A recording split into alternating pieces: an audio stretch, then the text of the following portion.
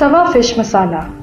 अज्जा: finger fish 250 ग्राम, हरी मिर्चें 4 अदद, टमाटर 1 अदद, प्याज आधा कप, अदरक 1 इंच का टुकड़ा, लहसुन 4 जवे, लाल मिर्च पाउडर आधा चाय का चम्मच, सफ़ेद मिर्च पाउडर आधा चाय का चम्मच, गरम मसाला पाउडर आधा चाय का चम्मच, धनिया पाउडर आधा चाय का चम्मच, हरा धनिया आधा कप चॉप्ड, दही 1/3 कप।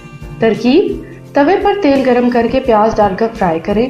हल्का सुनहरी हो जाए तो लहसुन, हरी मिर्च, लाल मिर्च, टमाटर, लाल मिर्च पाउडर, सफ़ेद मिर्च पाउडर, गरम मसाला पाउडर, धनिया पाउडर और दही डालकर मिक्स करके 10 मिनट तक हल्की आंच पर ढककर पकाएं। और जब पानी खुश्क हो जाए तो कीमा भून लें। सर्विंग डिश में निकालकर हरे धनिये के साथ सर्व करें।